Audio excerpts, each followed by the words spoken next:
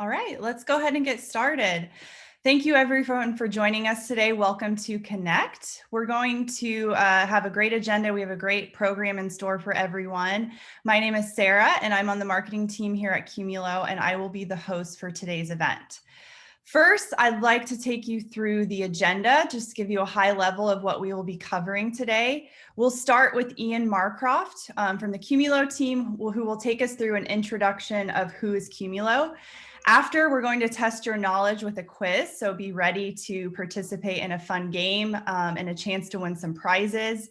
Next, we'll welcome Ivan Skudin from AWS, who will cover why Qumulo on AWS. And immediately following, we'll have Keith Nargi and Dack Busch from the Qumulo team, who will do a live demo.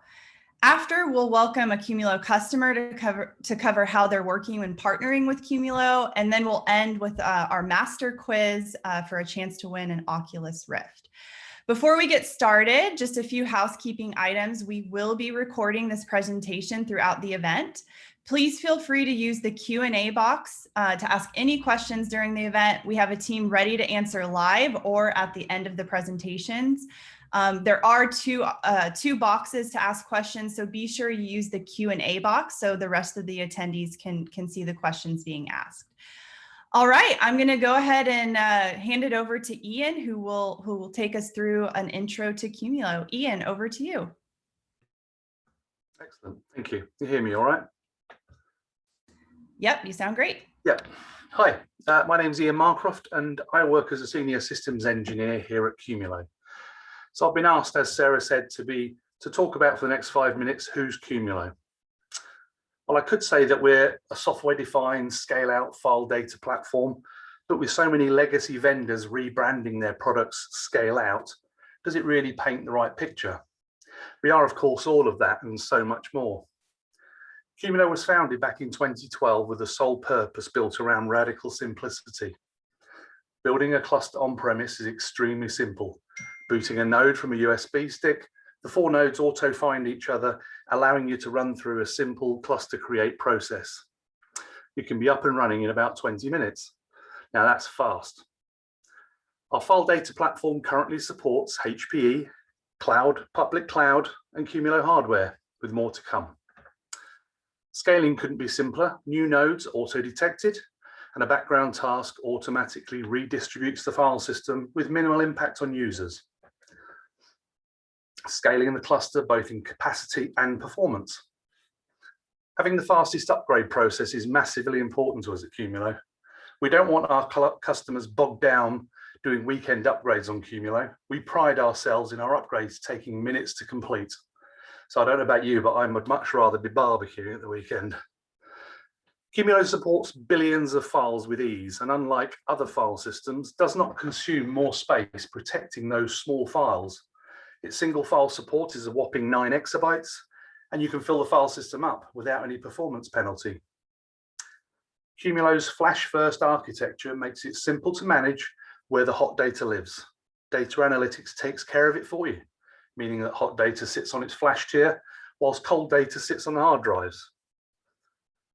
Qumulo's management interface is really simple to navigate and to use, designed so you're no more than 2 clicks away from your task. There's no need for lengthy training for your admins. Having visibility into what happens in the file system is simple too. We don't need to tree walk our file system, which can take an age. Our aggregated metadata collection automatically displays hot metrics real time in the GUI, making troubleshooting a breeze. After all, why should you wait for all that WYSI data? It's important also to be cloud native. What do I mean by that? Well, with so many customers these days opting for a hybrid approach, having their data on-premise and in the cloud, it's important that the file data platform can be installed in the customer's own virtual private cloud, or VPC, for data security reasons. Some of the uniques of Qumulo in the cloud is its infinite scale and multi-protocol support. Qumulo makes it simple to build in the cloud too, and with our inbuilt snap and replicate solution, data can be quickly made available in the cloud. We also have the ability to archive your data off to a cheaper object storage direct from the GUI. Automation is key to so many workflows these days. Having the ability to build, manage, and destroy clusters through a REST-based API is key for application vendors to simply hook into. Qumulo gives you this too. One of Qumulo's customers said that they tested so many file products and Qumulo was the only API that was complete, meaning that building their cloud-based outside broadcast solution was simple. With Qumulo's API, you're able to ingest, transform, publish, and archive your data. Security is very important to us here at Qumulo. We want to ensure our customers' data is as secure as possible. Qumulo's file data platform is equipped with AES 256-bit encryption by default and at no extra cost. Everybody loves free, right? So if there's one message you take away from me today, then it's Qumulo's radical simplicity to store, manage, and build anywhere. Thanks for listening. Over to you, Sarah. All right, thank you so much, Ian. Let's have some fun now. It's time for our Kahoot quiz. So we're gonna pop up a slide so you can see how to participate. So you can join, for those of you who are not familiar with the Kahoot game, you can join at kahoot.it on your phone. There's no need to download the app. Just enter the game with a pen. We'll share that on the screen shortly. We'll give some folks a chance to join, and then we'll click to the next slide so you can get the pen to enter. And just enter in your email address. You can put a nickname. We do need your email just to keep track of who wins the prize so we can contact you after and ship you your prize. Great. All right, we'll give it a little time to see if folks join. The pen is at the top.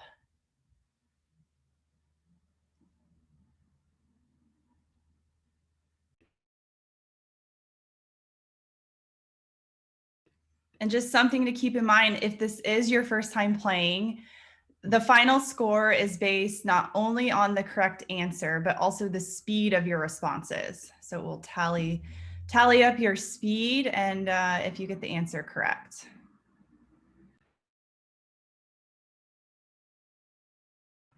Great. Give it one more minute.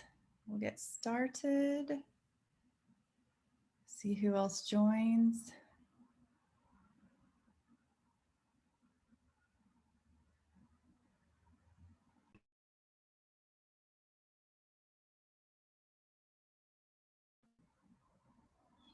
All right. Let's go ahead and get started.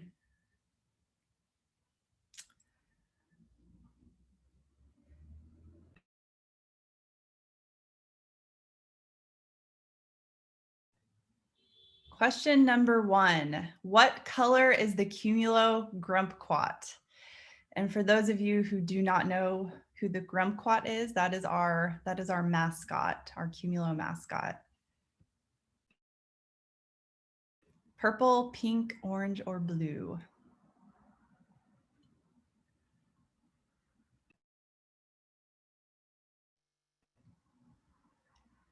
All right, great job.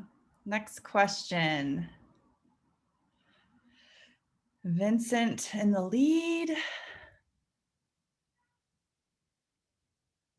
Where can you install Qumulo software? Cloud, on Qumulo hardware, OEM hardware, or all of the above?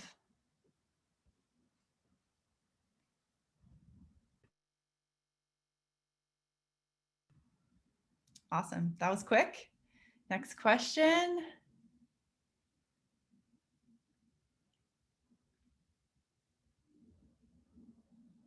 How much does Qumulo encryption at rest cost? 10% additional, 20%, 42%, very specific, or nothing, it's free? Great work. Got some people jumping up to the top. True or false? Qumulo is multi-protocol.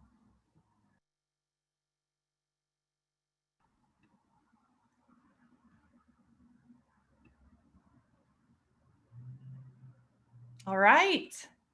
Oh, one more question. What percentage of usable data should you be able to use? 100%, 91%, 80%, or 50%? Great job. All right, so now we have our winners, and this is for some gift cards. Our top 3 winners looks like Johnny, Vincent, and Qubit SE. Awesome. Thanks everyone for participating. I hope that was fun. All right, we are going to transition to our next section of the agenda. I would like to welcome Ivan Skudin from AWS. He is our guest speaker from AWS today.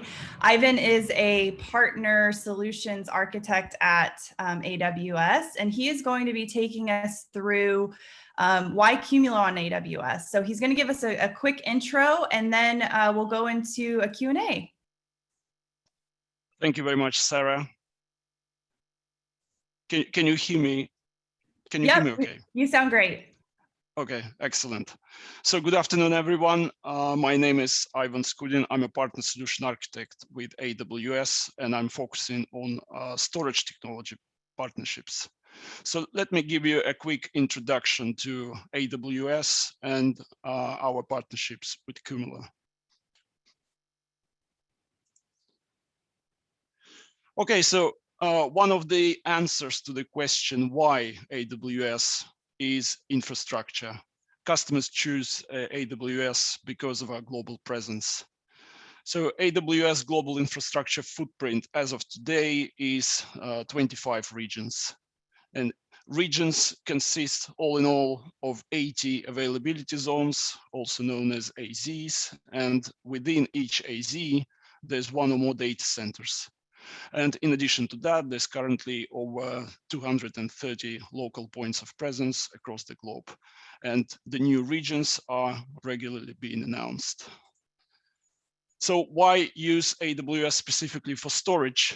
Well, there are several key reasons to that. So firstly, economics.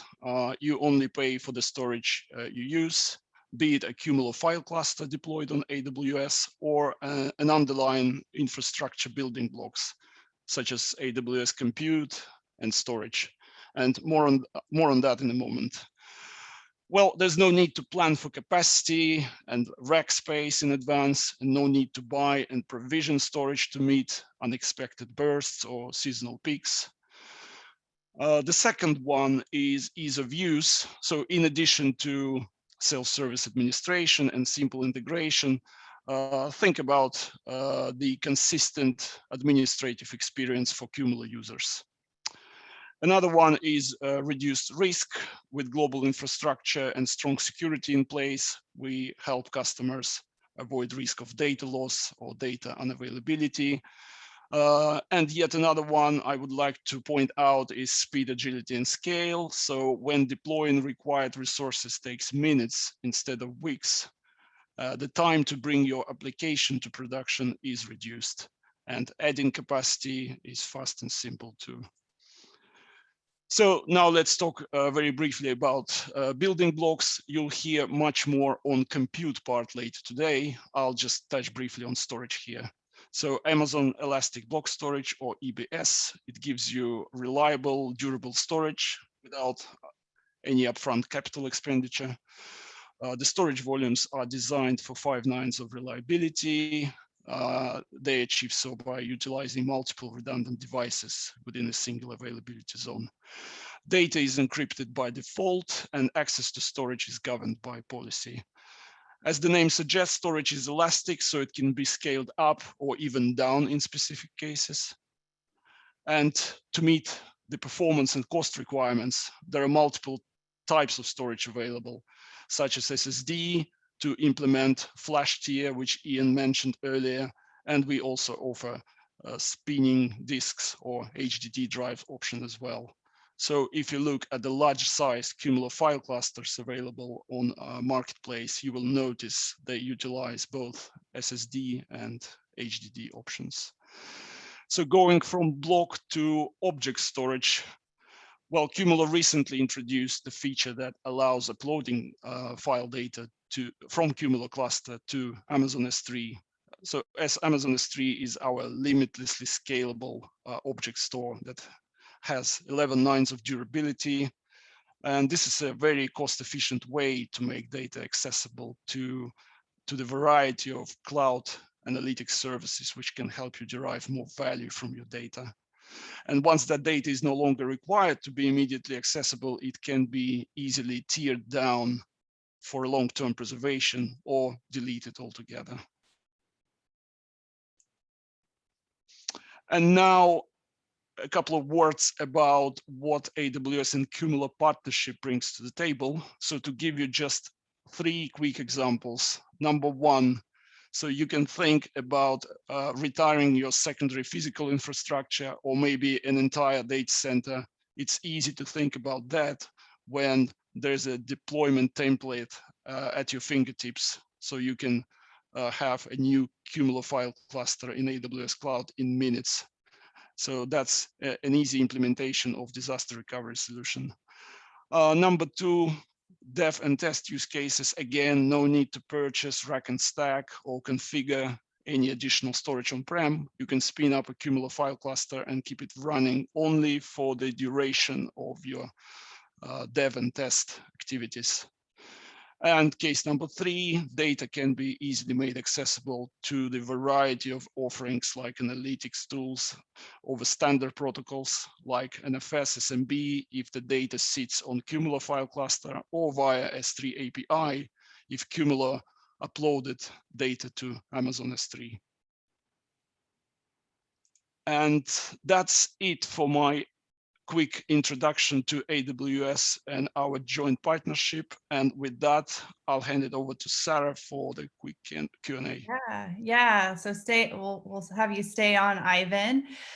So just a quick Q&A. Thanks so much for the overview. I would love for the audience to hear why Qumulo and AWS are better together.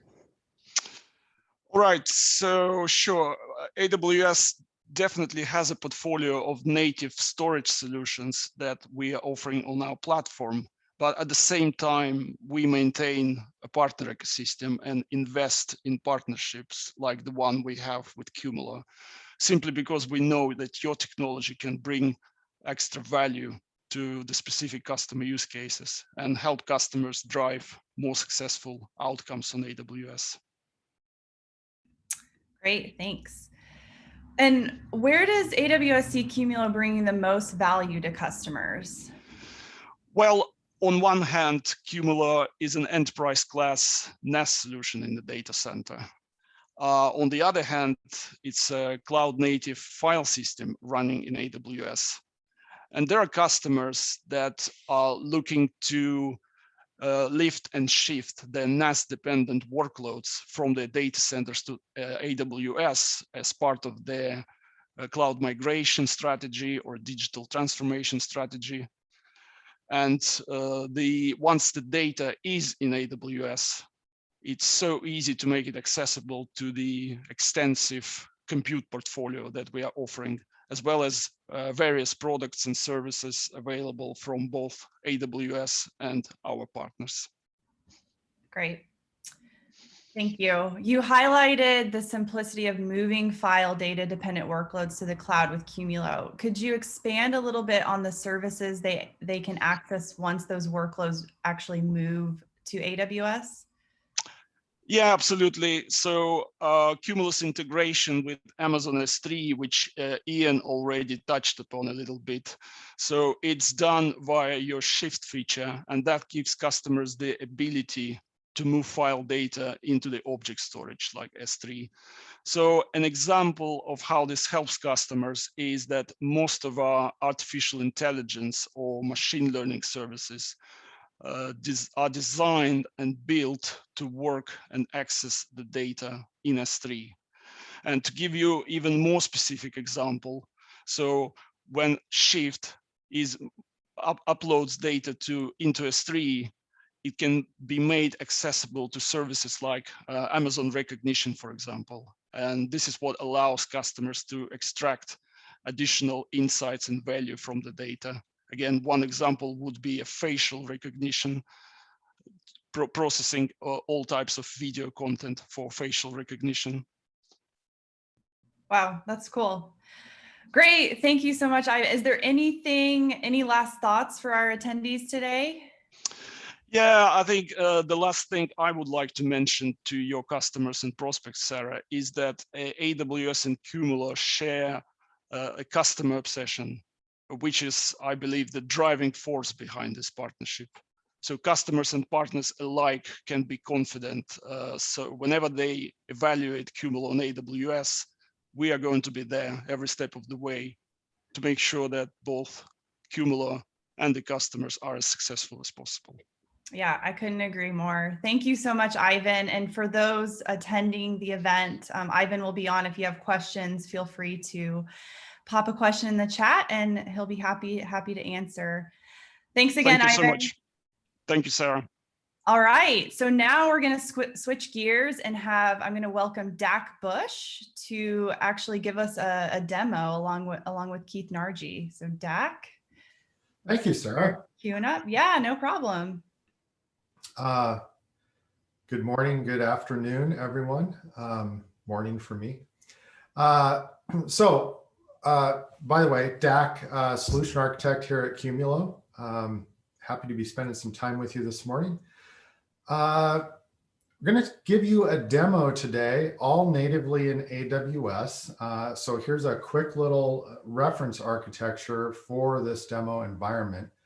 I won't talk through all of these blocks in detail in the interest of time, and so as not to bore you all, but let's start in that private subnet on the right-hand side of the diagram. The far right-hand side of that, you will see the Qumulo core block, the EBS block. Those two form the fundamental file data platform that Qumulo deploys in the cloud. And then supporting that is the Qumulo sidecar function. This is 2 Lambda functions for metrics and monitoring.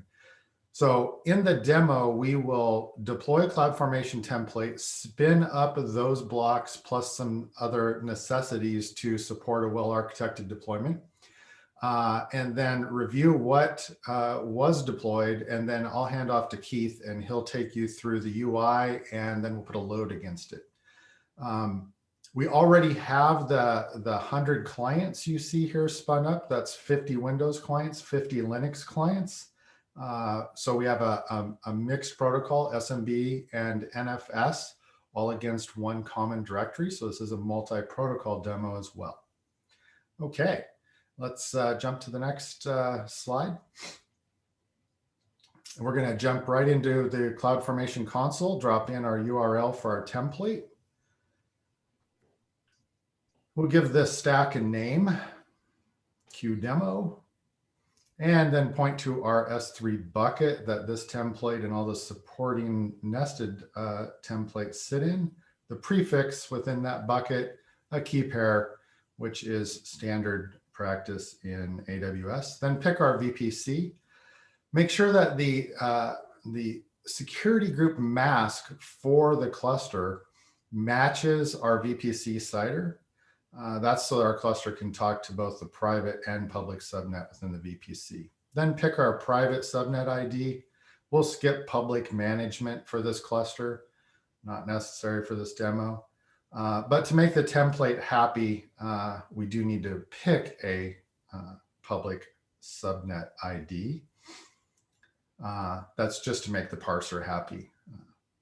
So got our private subnet, got our public subnet, skipping public management.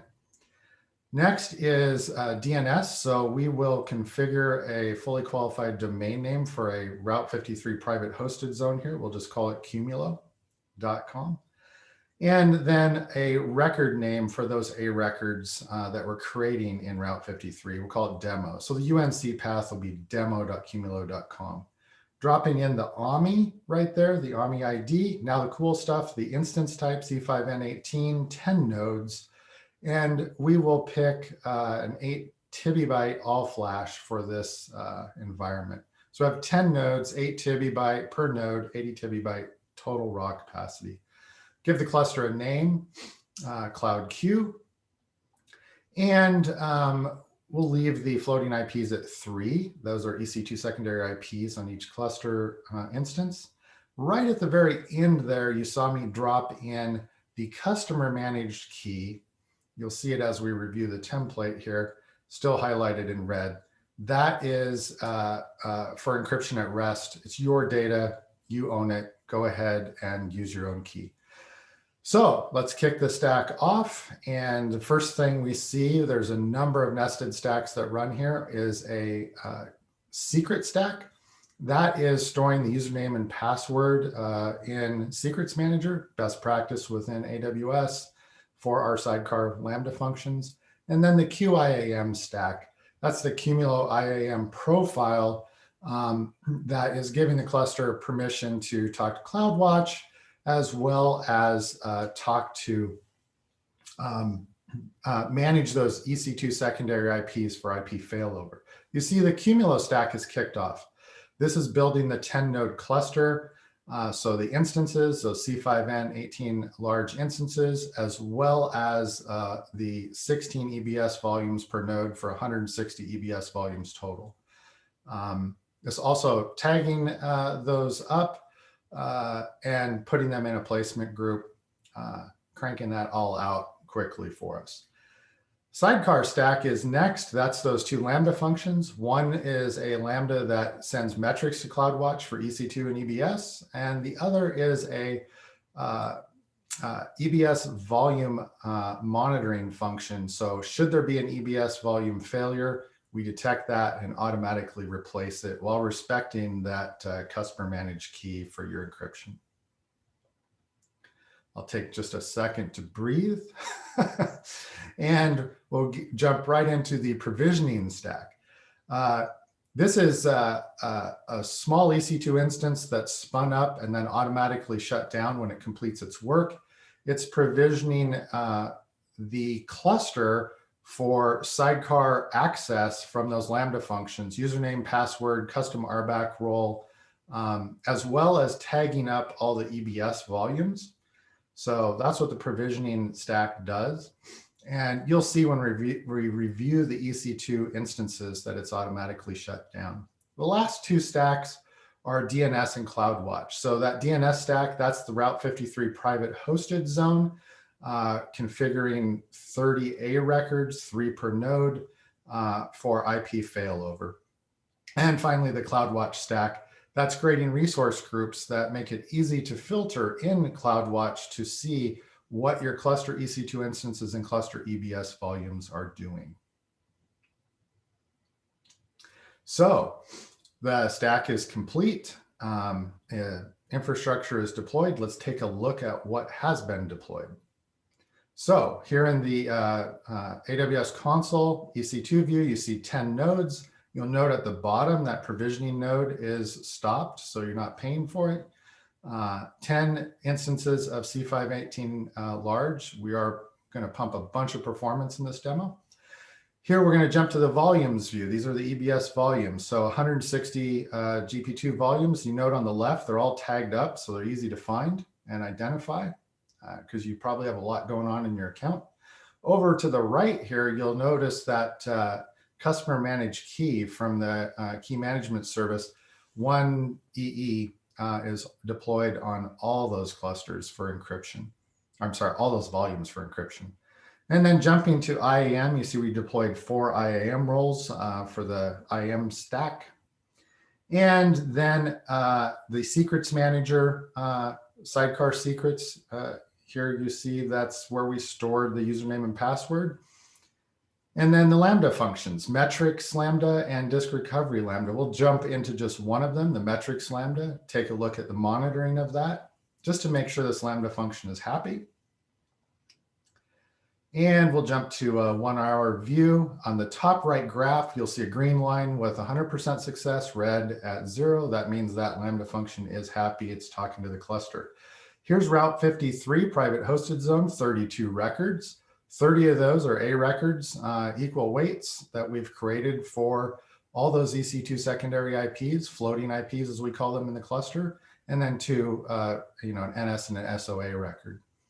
Here are the resource groups we built.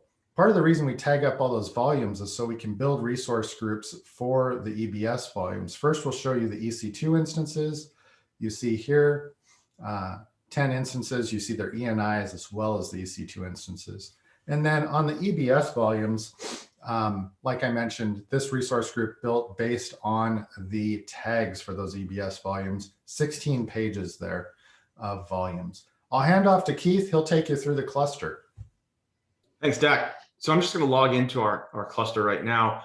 Every cluster has a username and password for the login. We're just going to use the admin and the password that we have. This is a brand new cluster, as you saw, just built. The first thing I want to do is hop over here to the network config. Since we just kind of like went through the whole CloudFormation template, Dack had mentioned that we were provisioning 3 floating IP addresses. You'll also notice that this 10 node cluster, as it was built, has a single persistent IP address along with those 3 floaters. If any one node were to go down, those floating IP addresses would just shift over to the other nodes online. This is just to kind of show you all of what the CloudFormation template did. You'll see these are 16 drive all SSDs. These are the actual EBS volumes that are created at 560 gigabytes per node or 550 gigabytes per drive.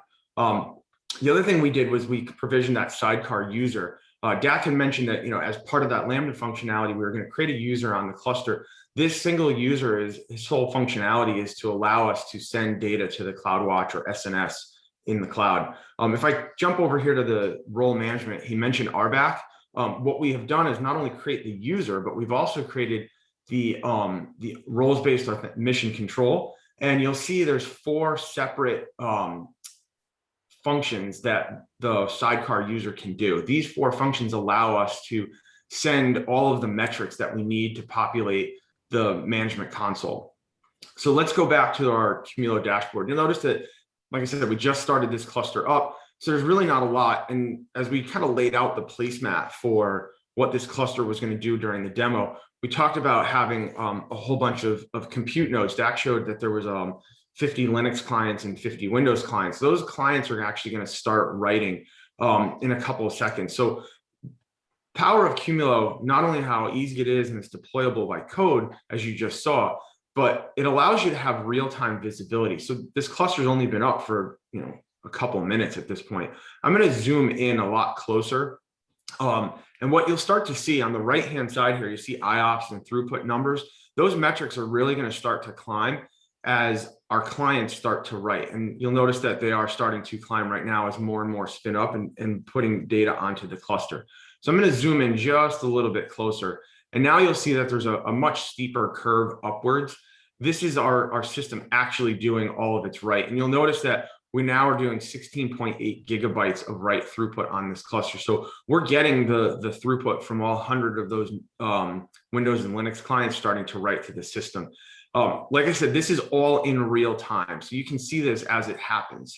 The power of Qumulo on the main dashboard is that we show you all of the pertinent information about your system. So right now we're writing a whole bunch of data to the cluster. And you'll notice that the write throughput is at 17 gig. And you'll notice that that's all of the throughput. Just to kind of show you that we are actually connecting 100 clients, you'll see we have 50 NFS clients, 51 Windows clients. That one other client is me connected to the cluster over HTTP or Windows session. And you'll see on the right-hand side, the most active clients. These are the clients that are actually reading and writing, and at this moment in time, mainly just writing to the cluster the most. Yes, there is a little bit of read, but that's metadata reads. You have to read directories as you write to make sure you can. The last thing on this dashboard is the capacity trends. Because this is a brand new cluster, you don't see any trends, but what we do is aggregate capacity used on the cluster over the course of 72 hours. And we break it down by snapshots, metadata, actual data. So you can see where your growth is coming. You'll notice that the writes are still occurring, and you'll see a little bit of spikiness in that write. That means that each individual machine is writing and finishing the writes while other ones are still doing their write activity. Now, this is a really functional first page. A lot of what you'll need as an administrator you can find right here. But if you want to get the deeper analytics, which is what Qumulo can provide, you can come into our integrated analytics page, and you'll notice when I clicked on the root directory, the left-hand menu changed. It showed you all of the files and directories underneath root, which is all coming in Qumulo demo. And you'll see that there's this green candy striped line on the directory underneath. That is the write throughput. And you'll notice as I click through throughput hotspots, all of our IO right now is generating to this Qumulo demo. And you'll see it's all green candy stripe. We continually see the same like green color pattern or purple. And now this is really important to see, but it's not a very busy cluster. Everything's going into that one directory. The best way to view how your activity is to look at each individual client. Now we said we had 100 clients, and because this is in active mode right now, some of these clients are spinning down as they finish their writes, but you can see each individual client, how much throughput they're actually generating, which directory or what file in this case they're actually writing, and how many IOPS that they're actually doing. Now you can switch the path over. Instead of looking at a per client, I can look at a per path basis. Because each client is currently writing directly into Qumulo demo, they're each writing one individual file. So this, what you can see is each file that's being written by an individual machine at this point. But you'll notice that this is all happening in real time. As I scroll up and down, most of these are kind of falling off the screen as they finish off.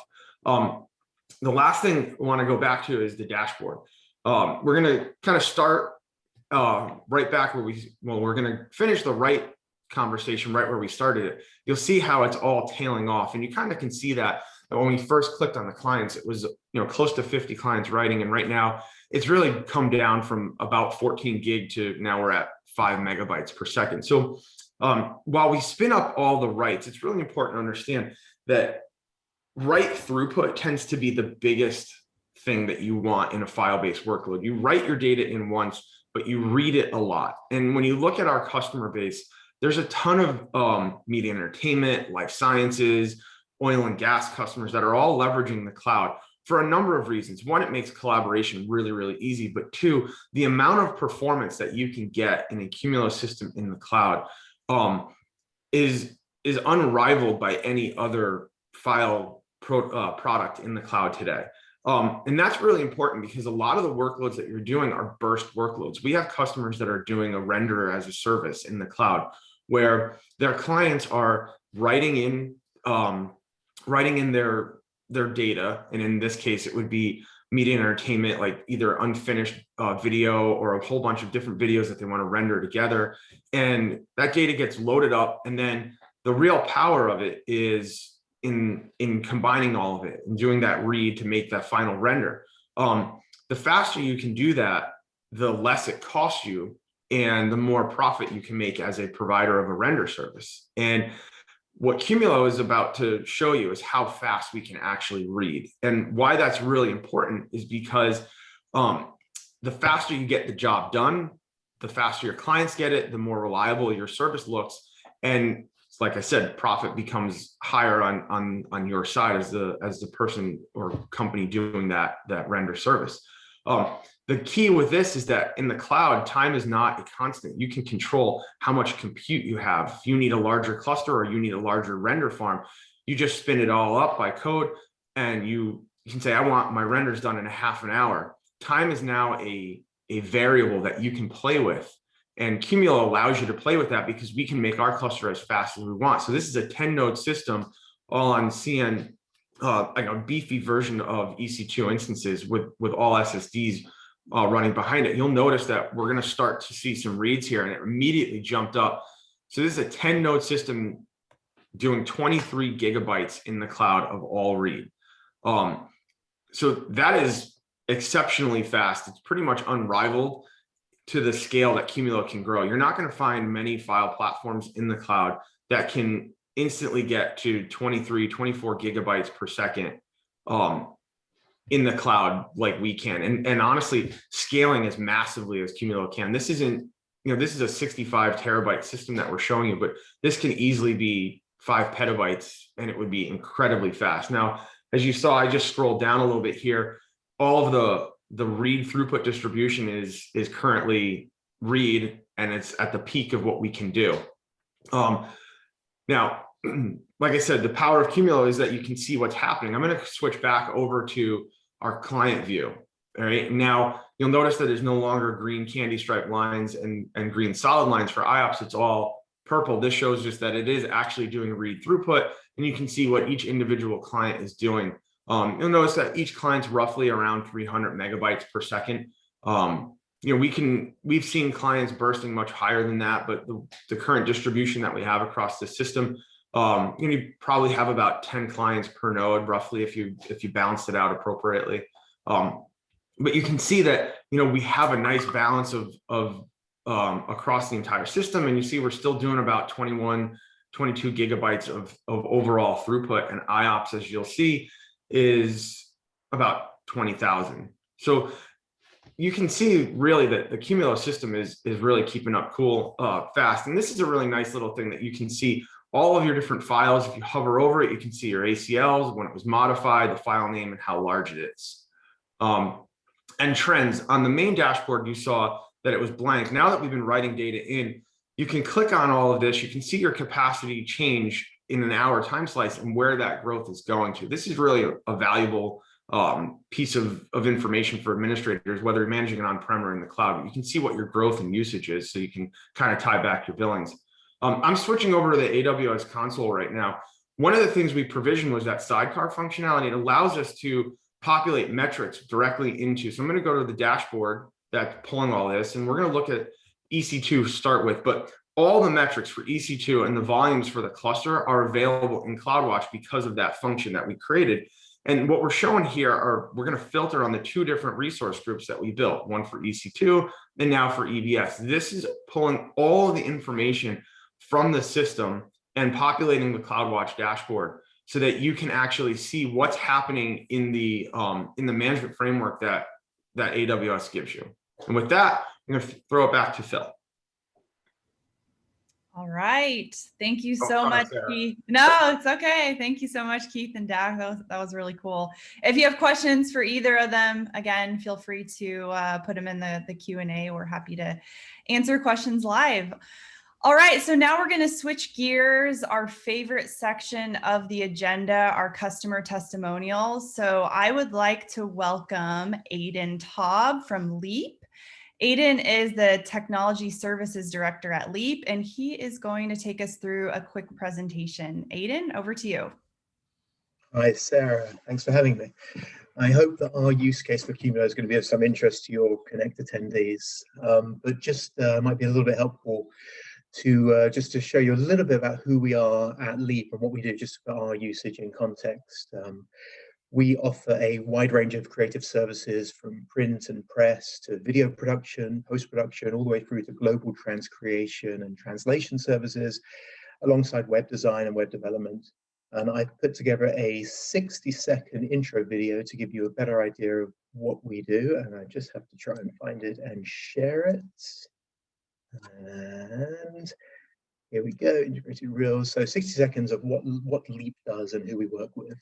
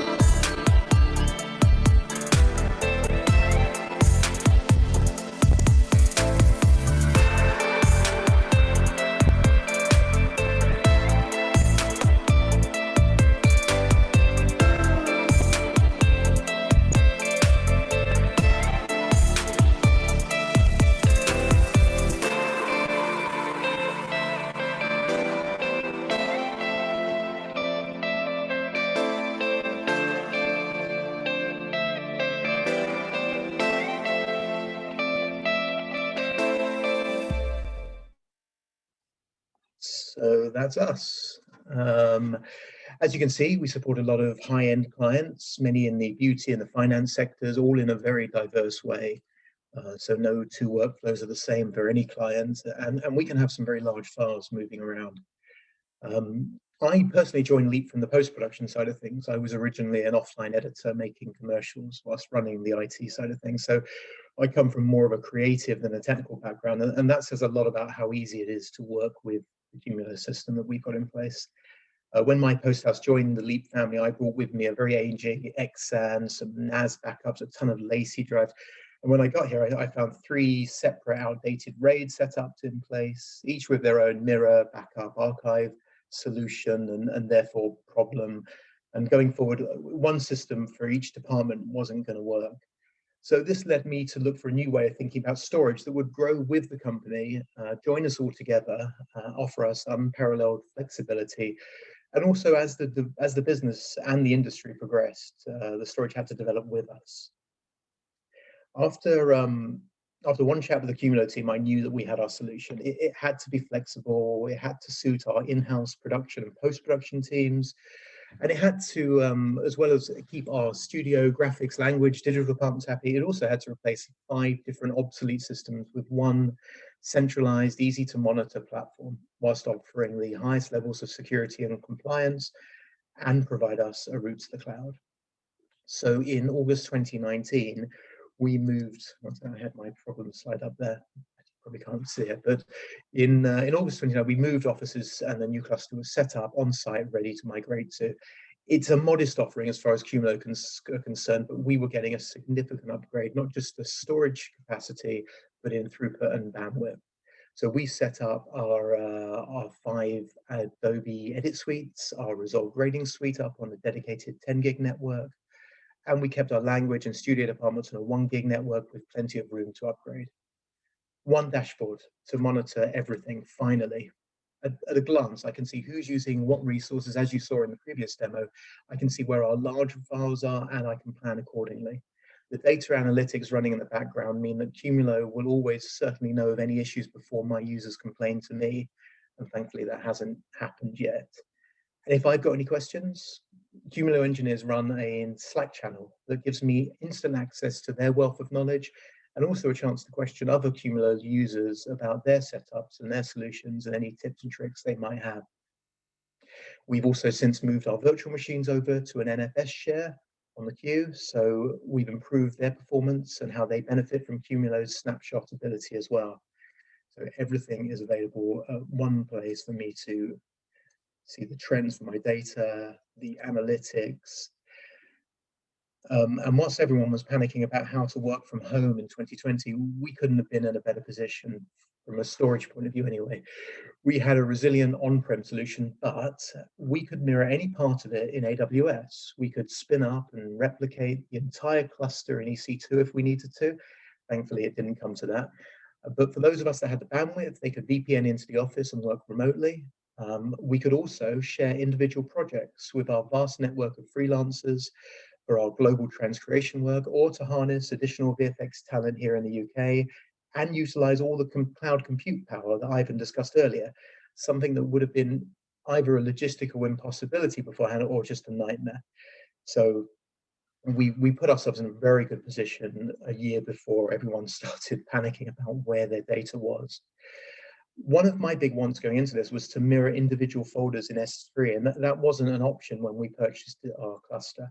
But I was assured that it was on their roadmap, and sure enough, a few months later, shift to S3 was announced and rolled out in an update seamlessly.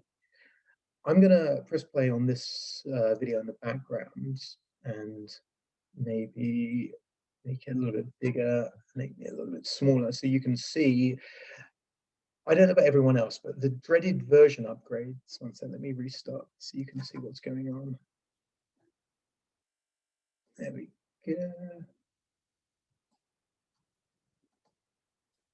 There we go. Anyway, in the past, I don't know everyone else, but version upgrades are a nightmare. Perhaps it was coming from an Apple background, but updates tended to break more things than any new functionality was worth. So as you can see here in the background, I've just pressed upgrade on the live cluster. This happened last night, and I'm streaming a video, the same video you guys saw earlier, straight from the cluster. The process is very simple. Since version 3.3.2, they've separated the file and the data protection systems from the host that runs the operating system. So there's 2 phases: the prepare phase, which is happening right now, the planning phase, and the ARM phase. It's all happening in the background with no drops. As you can see, the video is still streaming over my VPN from home with no loss of connection. Then the prepare phase kicks in and it stages a new image for the new boot drive whilst the core image continues to run. As you can see, the video's just dropped off. So it's just getting ready to, here we go, cluster's rebooting. I've been assured that in an instant software upgrade, the downtime is less than 30 seconds. Some customers actually scripted this process and they run the updates monthly, all automated, and it's been flawless. I've never had that with any other system before. 1 minute 13 from clicking upgrade to having the latest version, version 4.05, and the video started again in the background. I don't know of any other system that can do that. So approximately 20 seconds of actual downtime, no errors or alerts from any connected applications or VMs, and it beats any other process I've ever had to deal with. And I will turn my video off. And thanks very much for listening. Sarah, I'll hand it back to you. Great. Thanks so much, Aiden. We really appreciate your time. Thanks again. All right, we're gonna have one more customer testimonial by one of our Qumulo employees, Stefano. So I'd like to welcome Stefano to take it from here and take us through one of his customer use cases. Thank you, Sarah. Can you see the screen and hear me well? Yep, look and sound great. Okay, perfect. So HRS, Ospedale San Raffaele, is one of the largest private hospitals in Italy. Today I'm speaking on behalf of Andrea, who is the head of IT for the research part of the hospital. He should have been here on my place, but unfortunately he had a personal private matter and he couldn't attend. So I hope, hopefully I can do a good job as well as he was going to do it. So my name is Stefano Cavaliere, and I have the privilege of working as territory account manager for Italy, Spain, and Portugal, so covering 3 countries for Qumulo.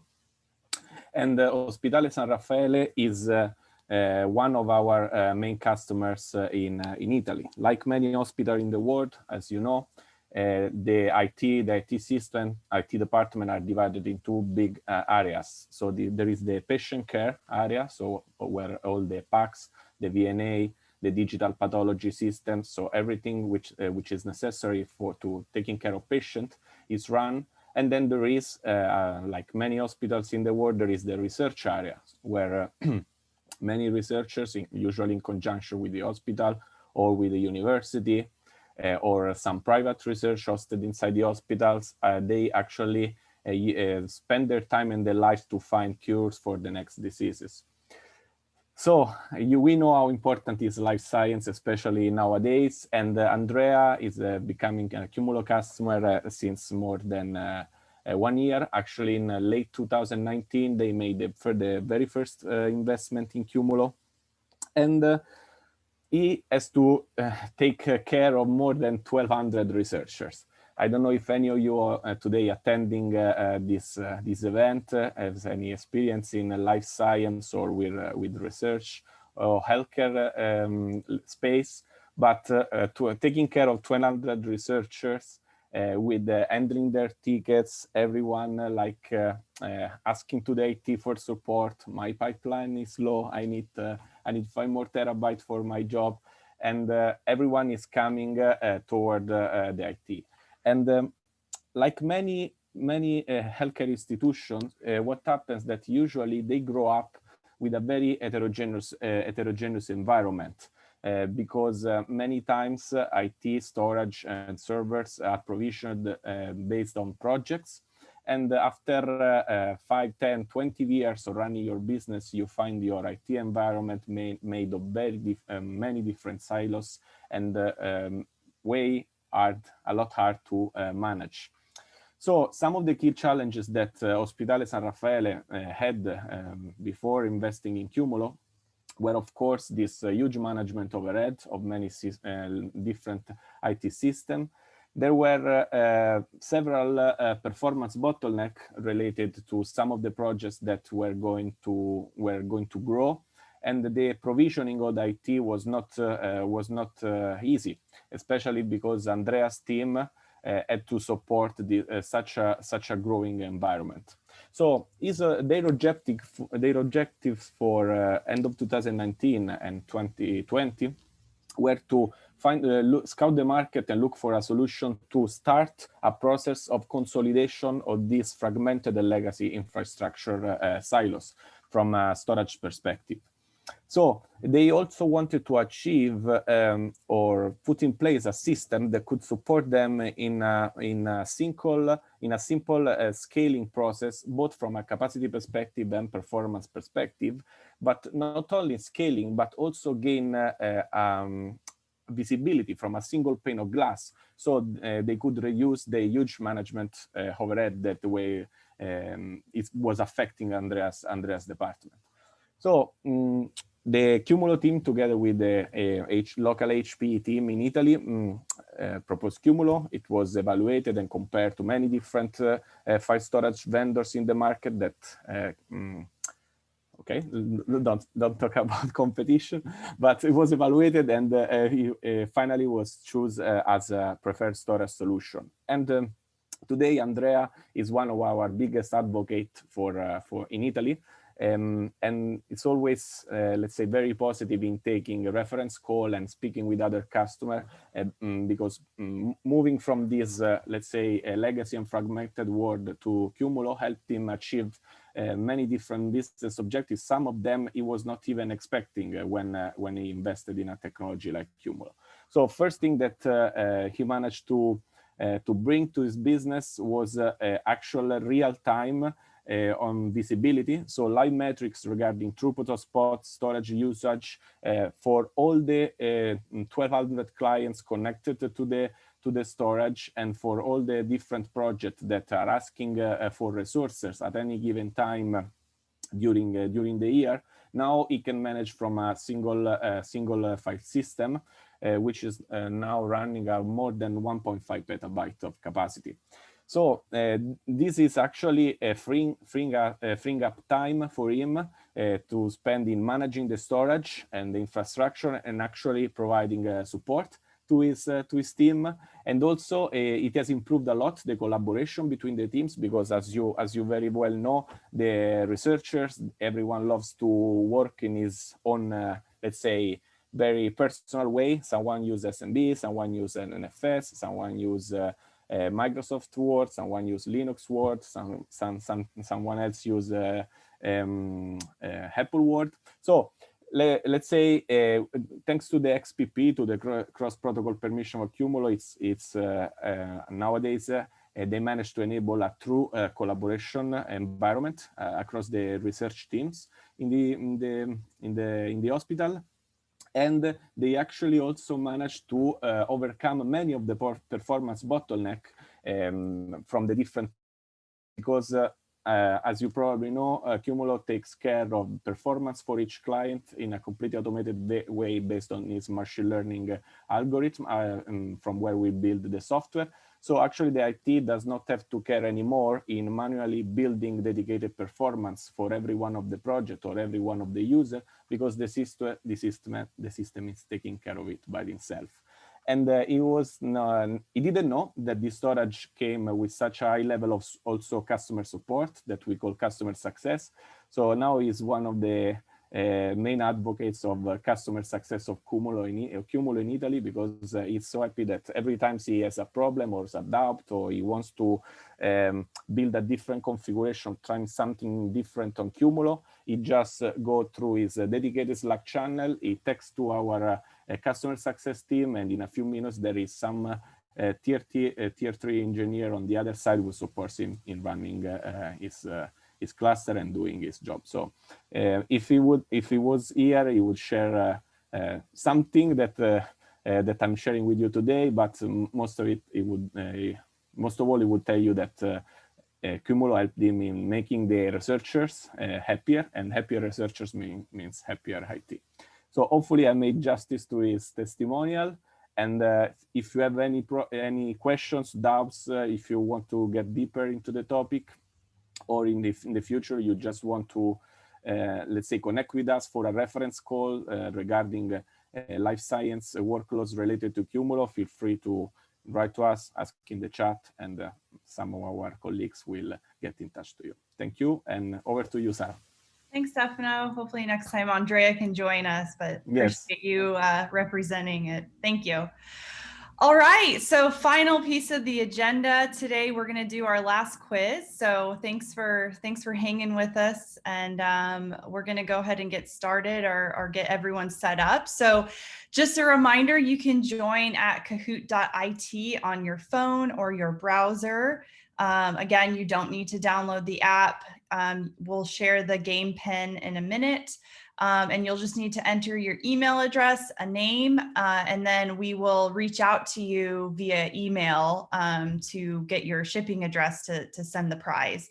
So first place will be an Oculus Rift, and then second, $100 gift card, and third, $50. So Phil, if you want to go to the next screen, and we will give it a minute or so for folks to join.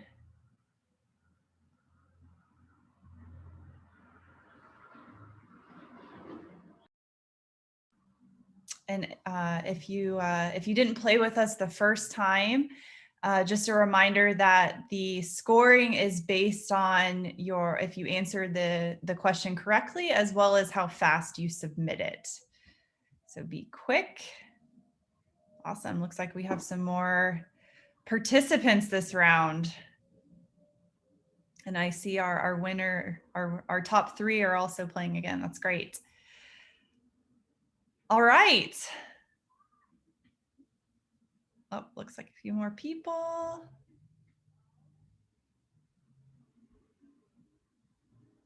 Cool. Let's go ahead and get started.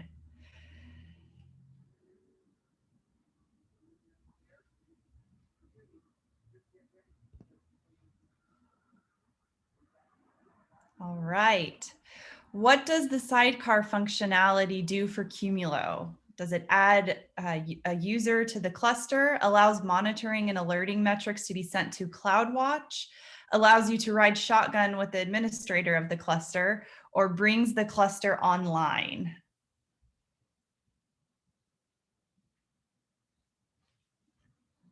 Great.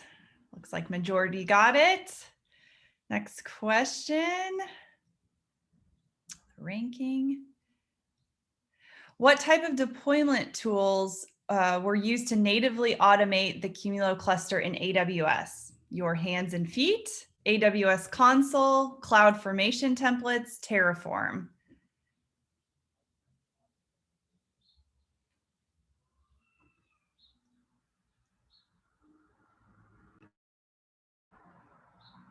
Awesome.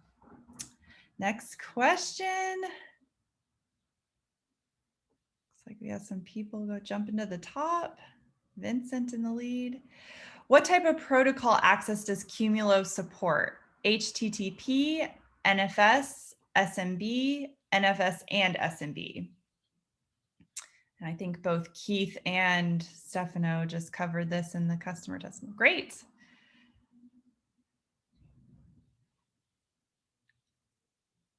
All right, couple more questions. If you wanted to see which client was consuming the most amount of resources on the cluster, where would you look?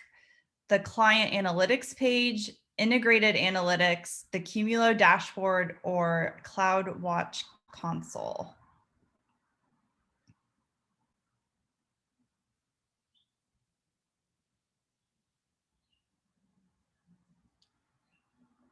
Client analytics page. All right, so we have our winners. Again, we will be emailing you if you are the top three winners. So we will be in touch so we can confirm where to send your prizes. So thanks so much. Hopefully everyone had fun with that. All right, with that, we are coming to a close. So that is a wrap for our agenda today. We really hope that you enjoyed the program, and we'll be in touch with you. But don't forget, you can also reach out to your local Qumulo team for a live demo or a one-on-one demo follow-up session. We would love to hear from you. And if you don't know your local team, you can always send an email to info@qumulo.com and we will get you connected to the right person. So thank you everyone for attending, and thanks to all of our presenters for joining us today.